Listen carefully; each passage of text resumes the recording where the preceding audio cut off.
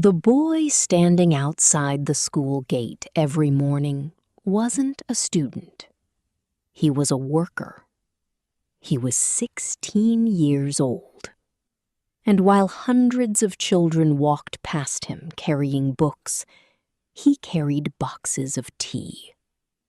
But nobody knew that every night, after working for 10 hours, that same boy would sit under a weak yellow bulb and study until his eyes could no longer stay open. He had a dream, but dreams are expensive when you're poor. Ayan was only 16 when his father died. His father had spent his entire life working on construction sites, carrying bricks under the burning sun just to put food on the table. He had never gone to college. He had barely finished school. But there was one thing he never stopped believing in: his son. Every night before going to sleep, his father would say, "Son, I couldn't change my life because I never had the chance to study. You have that chance. Promise me you'll use it." Ayan always promised. But then his father died. And suddenly, promises didn't matter anymore. Bills mattered.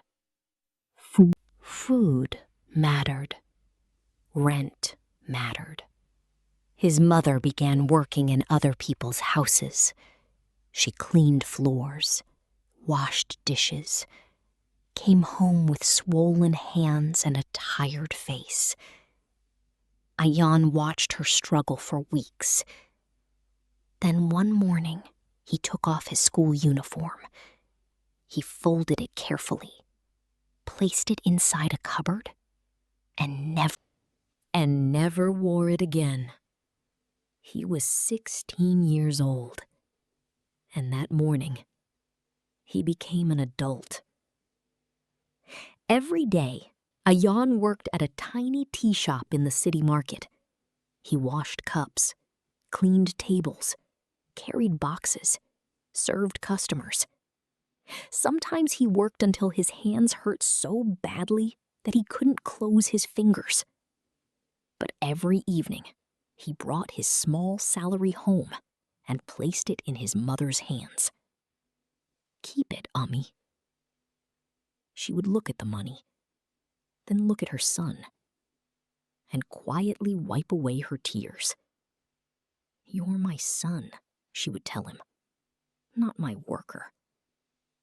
Ayan would smile. "I know." But after she went to sleep, Ayan would open an old school book. He studied in silence. No teacher, no classroom, no expensive tuition. Just a broken table, a weak light, and a boy who refused to bury his dream. One evening, an elderly customer noticed him reading between orders. The man pointed toward the book. "Do you go to school?" Ayan stopped reading. "No." "Why?" Ayan looked down. "My father died." The old man was silent. Then he asked, "What do you want to become?" Ayan thought for a moment. "A teacher." The man smiled. "Then why aren't you studying?" Ayan looked at him. "Because sometimes the hardest questions have answers that hurt too much to say. I can't afford it." The man's name was Mr. Hamid. He was a retired teacher. The next morning, he returned to the tea shop carrying a bag. He placed it on the counter. Inside were textbooks, notebooks, pens, and a school uniform. Ayan stared at him. "I can't pay you." Mr. Hamid shook his head. "I didn't ask you to." "Then why?" The old teacher smiled. Because many years ago, someone believed in me when I had nothing. He pointed toward the books. Now it's my turn. From that day forward, everything changed. Not immediately, not easily, but slowly. Every evening after work, Ayan went to Mr. Hamid's house. They studied for 2 hours. Sometimes Ayan understood everything. Sometimes he understood nothing. Sometimes he was so exhausted that he fell asleep over his books. But Mr. Hamid never told him he was too poor, never told him he was too far behind, never told him his dream was impossible. Instead, he said one thing. You don't have to beat everyone else, Ayan. He placed a hand on the boy's shoulder. You only have to become better than the person you were yesterday. Ayan carried those words everywhere. Months passed, then a year. Finally, the day of his examination arrived. Ayan woke up before sunrise. He ironed his clothes, checked his pens, and whispered, "Today, Abu, I'm going to make you proud." But before he could leave, his mother collapsed. Ayan froze. "Ami!" She was unconscious. He rushed her to the hospital. The doctor told him she needed treatment immediately. Ayan looked at the clock. His examination had already begun. His dream was inside that classroom. His mother was inside that hospital room.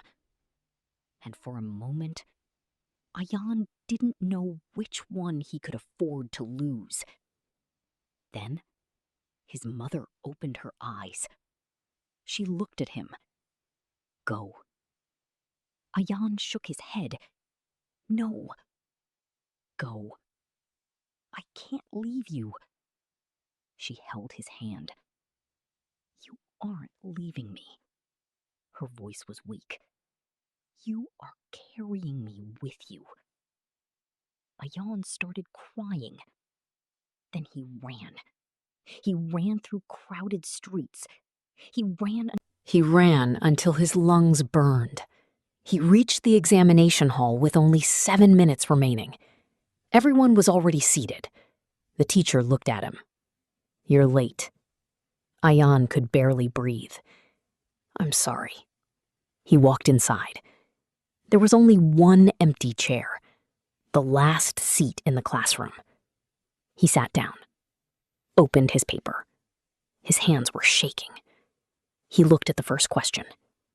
Then he remembered his father's face, his mother's hands, Mr. Hamid's books, the nights he studied while everyone else slept. And he began writing. For 3 hours, he didn't look up.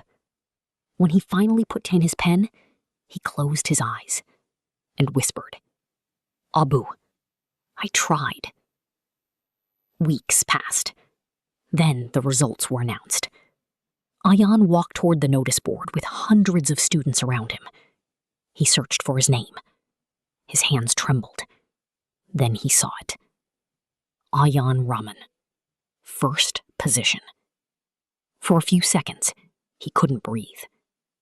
He had done it. The boy who had left school had become the highest scoring student in his district.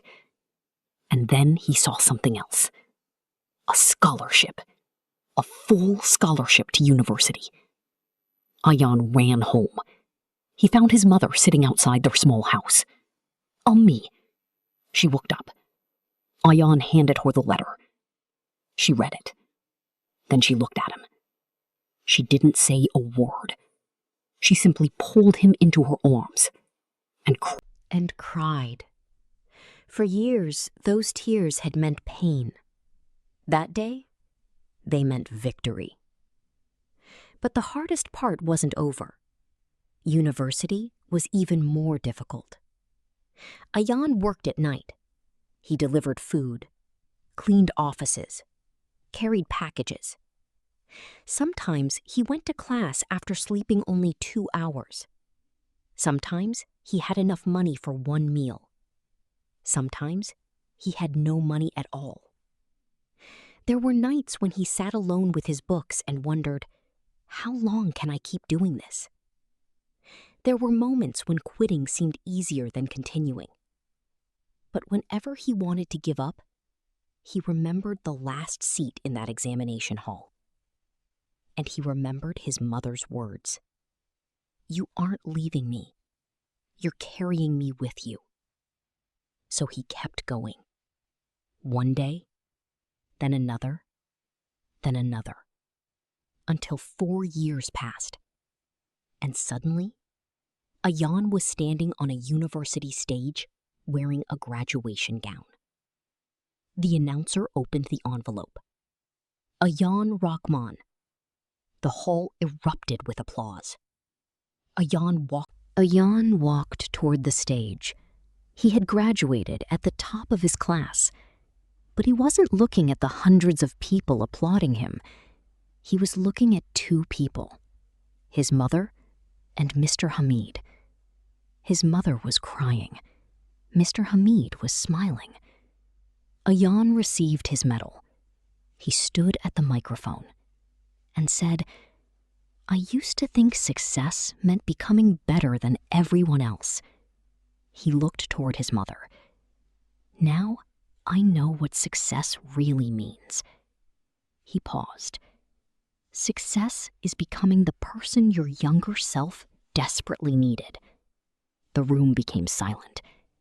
My father never had the chance to finish school. My mother worked so I could hold a book. And one teacher believed in me when I couldn't believe in myself. He held up his medal. This doesn't belong to me. It belongs to them. Years later, Ayan had a choice. He could stay in the city, take a high-paying job, build a comfortable life, or he could go back. So he went back to the neighborhood where his story had begun. He rented a small room, bought second-hand desks, collected old books, and opened a tiny learning center for children who couldn't afford school. At first, only 10 children came. One morning, a little boy stood outside the door. His uniform was old, his shoes were torn. He looked through the doorway, but wouldn't come inside. Ayan walked toward him. Why are you standing there? The boy looked down. I can't afford school. Ayan smiled. Neither could I. The boy looked up. Then how did you study? Ayan opened the classroom door. Someone gave me a chance. He stepped aside. Now, it's your turn. The boy slowly walked inside. There was one empty chair, the last seat in the classroom. He sat down. Ayan watched him. And suddenly, he wasn't looking at that little boy anymore. He was looking at himself. 16 years old, standing outside a school gate, watching other children walk toward futures he thought he could never have. And Ayan smiled, because now he understood something. Sometimes, success doesn't begin when the world applauds you. It begins when you decide to keep going while nobody is watching. Sometimes, the person who changes your life doesn't give you money. They don't give you success. They simply give you a chance. And if you are brave enough, you turn that chance into a future. Ayan spent his entire childhood trying to escape poverty. But in the end, he didn't just escape it. He became the reason someone else could. And that little boy sitting in the last seat of the classroom, he was only the beginning. Because sometimes the person sitting in the last seat today becomes the person standing at the front tomorrow. And sometimes the greatest success story begins with nothing more than a broken heart, an impossible dream, and one person who refuses to give up.